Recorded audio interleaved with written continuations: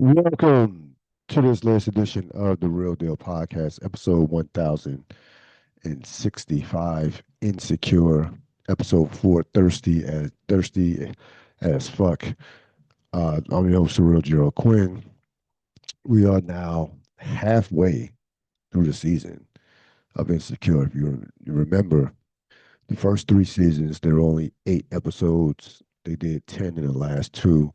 So things are going to be moving fast, to say the least.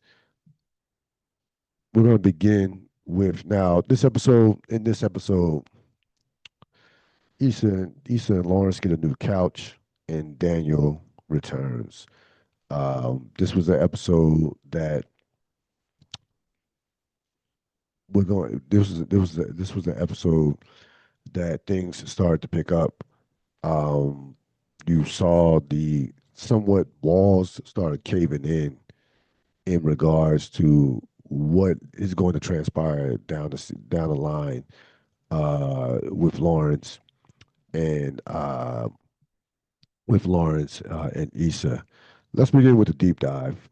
So you have Tasha and Daniel um, return, come back, especially Daniel. Now, there's a lot of talk about, and of course, for season one, these two characters were obviously consequential to what transpired during the season one. And this episode was titled "Thirsty as Fuck." One of them was clearly thirsty. Now, there are a lot of people who thought Tasha was super thirsty. When you compare how both these both these characters are clearly attracted Issa and to Issa and also to Lawrence and Issa.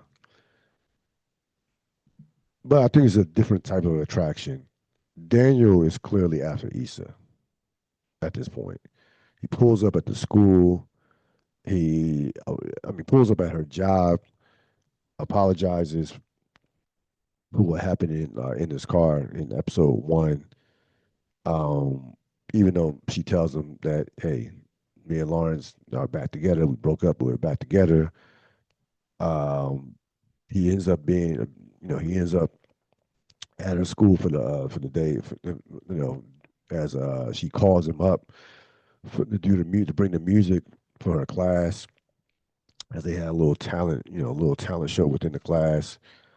Um, and he is just not even hiding how he feels about Issa. Like he's not even like it is blatantly, like blatantly after Issa, and she has done nothing throughout these first 4 episodes to completely rebuff him and completely say no chance. Even when she says, "Hey, I'm back with Lawrence," it's a soft. It's not one of those. Me and you are never going to happen again. So if she has completely kept the door open for him, and listen, dudes know, we know when the door is closed versus the door being open. And Daniel keeps putting the heat on Issa and putting the heat on continuously.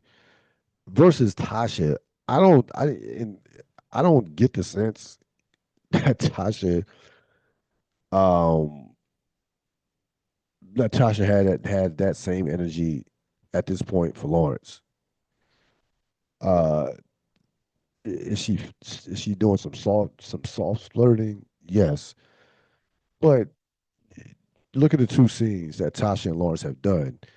Both those scenes, she's cracked a couple jokes and she has attempted to pick up Lawrence with encouragement, and not even like sexual encouragement or so, like just life encouragement, career encouragement. So I think that the at this point, again, we're halfway through the season, that these two were kind of, a lot of people would put them in the same box. I don't at this right now, I don't put them in the same category as far as what they're chasing. Like I said, Daniel's clearly chasing Issa. Clearly chasing Issa. I didn't see that. I didn't see that with Tasha up until this point. I didn't. Even with everything that obviously seen the entire series, even with everything that we know that we if you've seen the series that if you've seen see if you rewatch the series we know what's going to happen, but rewatching it now I didn't think that Tasha was after Lawrence in a way that that was even received by Lawrence. I mean, even Lawrence, took the energy, cracked some jokes. I didn't think that. I thought, I think Lawrence saw Tasha as, hey, upbeat, positive person who's attractive, but even he didn't reciprocate that, nowhere near close to reciprocating that energy towards her at all. Even when him and Issa was not in a good place. That first episode. Best scenes. Open the episode. Lawrence comes back from a long run. Um, this is a good of place that Issa and Lawrence have been in since the series started. He comes in the bathroom. She's taking a shower. Lawrence right now is in a good. He has a new job. He somewhat he didn't he hasn't shaven yet and gotten the shape up, but he got a little shape up with the shave in terms of shaving. He wasn't looking scruffy, and wasn't looking dusty this episode. Even though he hasn't gotten the haircut yet, he looked got a good run in, was in a very positive place as far as him and Issa seemingly were in the best place that they've been throughout these 4 episodes. She offers for him to come in the shower to join her, and maybe a little quickie, but things get awkward in the shower.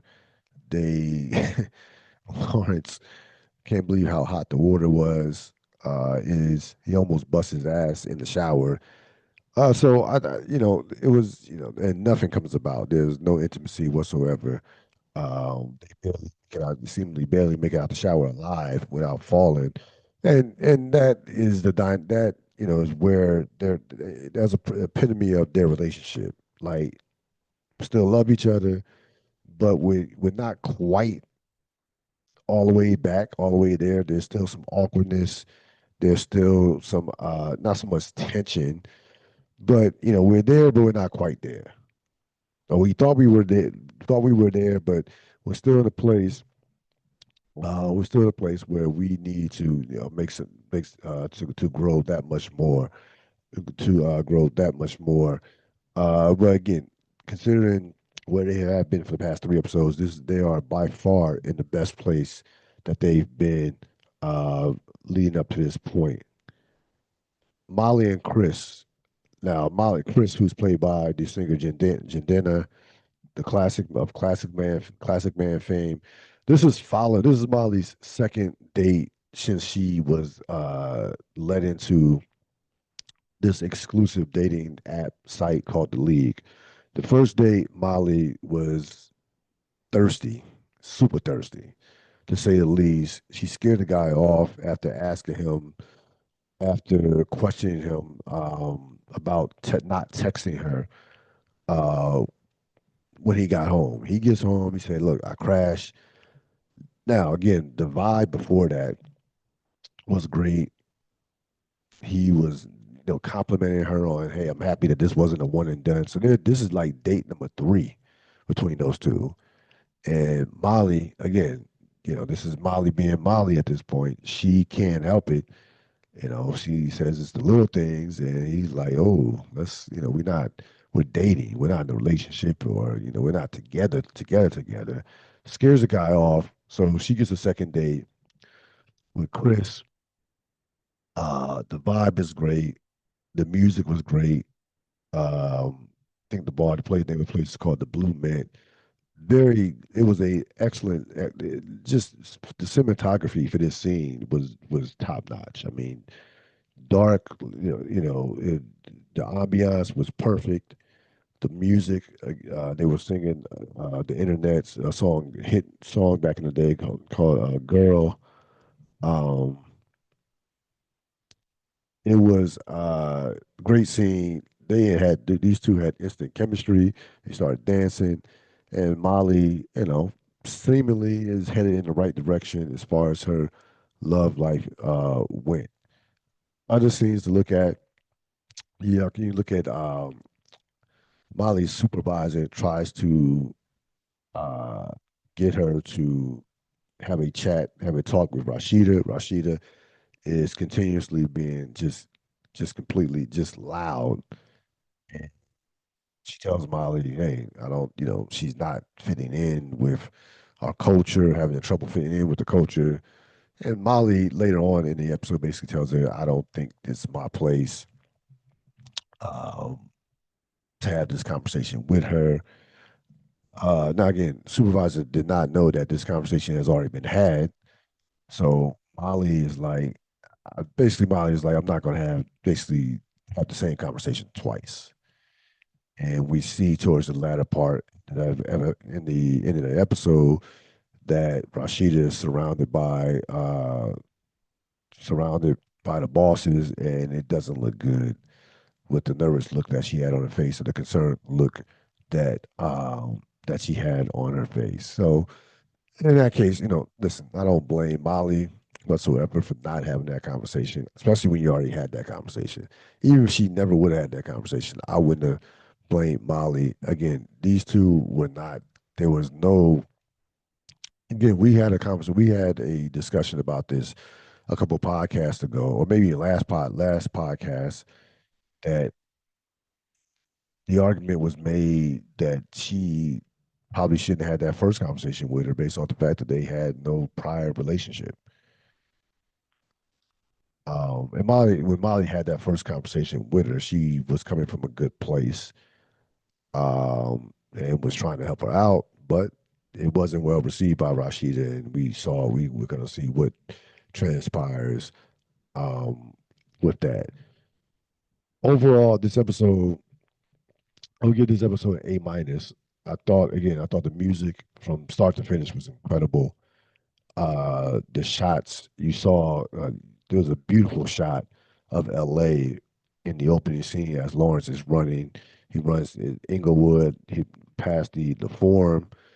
Um, when the forum was up, past the forum, you see that again the shot in the Blue Mint with with Chris and Molly. That scene. Um, a funny scene.